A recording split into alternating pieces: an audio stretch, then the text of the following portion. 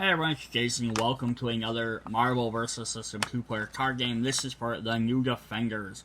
This is part of Volume 1, issue number 9. So of course our volumes are year-long things. This is the first year they started doing the small boxes of issues and arcs. So this is issue number 9 in the overall arc of Greater Power. So in Greater Power,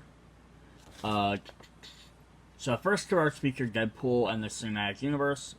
So that was like 1 through 3 was like Deadpool and X-Men stuff. Set 2, Arc 2 was Marvel Cinematic Universe. Arc 3 is all about Spider-Man. So we had one with Spider-Friends and then the Sinister Syndicate. So then this one is actually kind of like Spider adjacent. It's street level teams. It's the New Defenders. So we get some more Defender players, which are really fun. There'll be more information on some of this checklist, which we'll look into when we need to. If you want more Defenders, they're available in the Defenders box set. You can also check out that video. So let's see what it says here on the side. First, the final installment of 3-part Great Power Arc by popular demand has added new Defenders, main and supporting characters, including one superpowered Submariner that's literally a game changer. Should be interesting to see how he works. So we're going to get a bunch more Defenders. So if you like them, we're going to get some of these characters. So we're going to start off with our first hero. See if I can get him a little bit bigger. There we go. Nighthawk. Soul Error. Build yellow, gain a recruit point. And then spend your inheritance. Level up 3. When Nighthawk uses Soul Error, he gains 3 XP. So it's kind of a neat ability, but it also means you have to somehow get 3 yellows out before you can use it. So interesting. But what's he doing when he powers up? He gains Leader. When Nighthawk is team attacking, you decide who the Defender strikes back against. And Night Watchman. Nighthawk has 6/6 during enemy players' turns. So that's actually pretty powerful. It becomes a 12/12 for defending purposes. Our second main character is going to be Valkyrie, Brunhild. Spirits of the Dead. Build with a blue. Put a character from your KO pile into your hand and perceive death. Level up 6. When another character is stunned in combat, Valkyrie gains an XP. Just stunned, not even KO'd. Just fun. Plus one to get characters back. So her level 2, she keeps Spirit of the Dead. She gains Death Glow. Pay a yellow and a green. Reveal your deck and put each character there into your KO pile. Then shuffle your deck. That's crazy. I mean, there you can just sit there and then spend your blue to put them right back into your hands. You can pick and choose what characters you want. But yeah, to empty your entire deck, that's interesting. Definitely a gameplay mechanic you could revolve around. And then our third and final main character is Namor. Terrible Rage. During combat, pay a green. Namor gets +1/+1 as combat for each exhausted enemy character. And Atlantis under attack. Level up 4. At the start of your build phase, Namor gains 1 XP for each exhausted enemy character. So he'll probably level up pretty fast. Then we have Violent Rage. Gets +2/+2 for each exhausted enemy character. And then he has Atlantis Besieged. At the start of your build phase, Namor gains 1 XP for each exhausted character. So he gains the same thing, just more powerful. Then his level 3, he has Murderous Rage. He gains 3/3 in this combat for each exhausted character. And then he has Atlantis Rising. Build with a yellow. Your side has a new role called Atlantis. Use this power only once this game.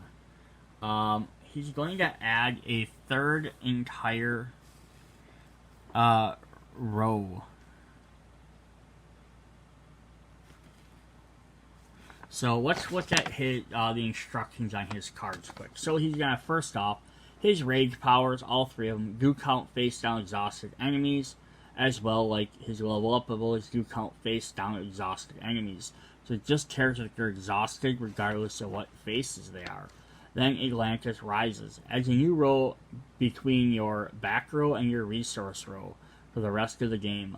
A player can't have more than one Atlantis row on their side. Atlantis works just like your front and back rows. You can move your characters there during your formation step. With all exceptions, characters in Atlantis can't attack. They're protected by face-up characters in your front and back rows. They can't be attacked unless each character in your front and back row is face down. Yeah, so that is actually pretty cool. If you have support characters, throw them in Atlantis. They can kind of hide out back there. So they can't attack anyhow. But as long as you have 2 rows of characters, and since flying and range only go one space over, there's not like super flying or super range. You can attack all the way back. So that is actually pretty crazy. That's the game-changing effect. And honestly, I mean, I can't be 100% sure, but I don't believe there's any other character in any of the other current sets. I mean, there's quite a few at this point by the time I'm doing this video, that have the ability to do that, to add an extra row. So that's pretty fun. Alright, we're going to get to our supporting characters. So unless otherwise stated, there will be 4 copies of each of these. We have the Red Guardian, which is a female version. The Belt Buckle Disc. Well, Red Guardian is in combat. Anytime you would play a combat plot twist, you may remove a +1/+1 counter from her to daze an enemy character in combat. We have Devil Slayer. Shadow Cloak. Devil Slayer can attack face-down characters. It says his Shadow Cloak lets him attack hidden and stun characters treated as a regular attack. Both players can play plot twist power-ups, but keep in mind face-up or face-down character powers are turned off, and its team affiliation is not available for things like playing plot twist. So he can attack them, you can still boost them, but you just can't use any of their things on their card. When Devil Slayer and defending characters strike each other, Devil Slayer can be stunned as normal. Hidden characters can get stunned as normal, wound it, and change it to its ready to exhausted. And if Devil Slayer strikes with wound an already wounded character, or already stunned character, it's just wounded instead.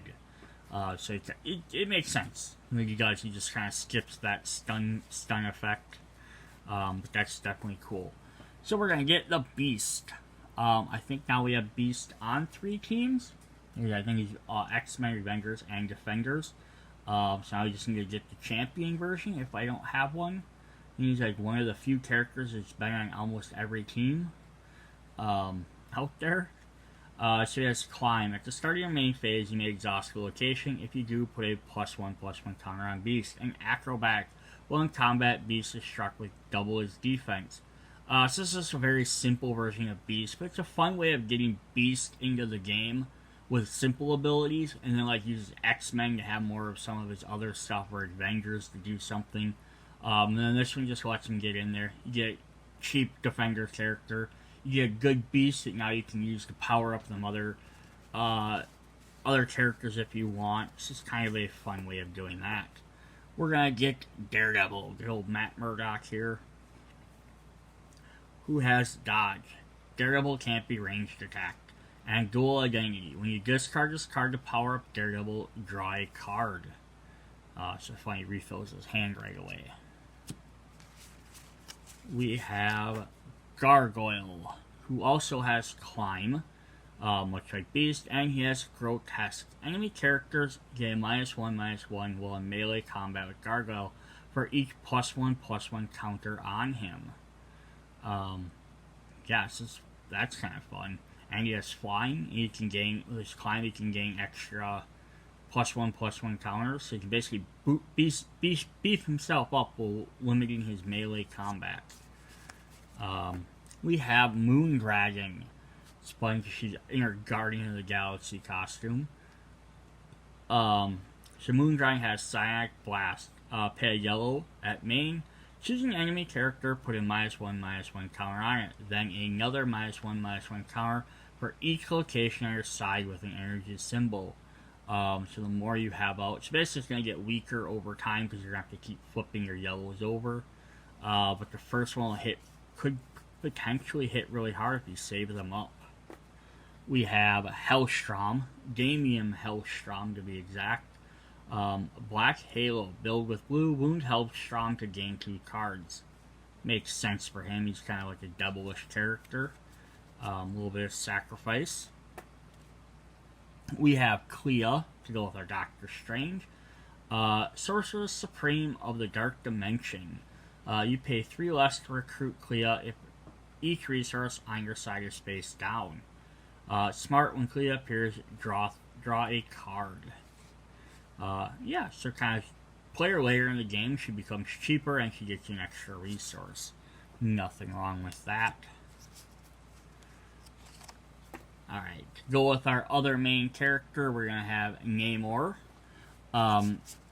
So usually in these sets, like if we don't get a copy, so we didn't get an extra copy of Nighthawk or... Who's the other one? Why did I already forget who the second one was? Valkyrie. Probably because they already appeared as a supporting character in the original Defenders or another set. But we didn't have Namor, so that's why we're getting Namor here. So that's Invade. When Namor is attacking a back row character, it can't strike back at him. And Safeguard. Characters in Namor's road without Safeguard can't be attacked.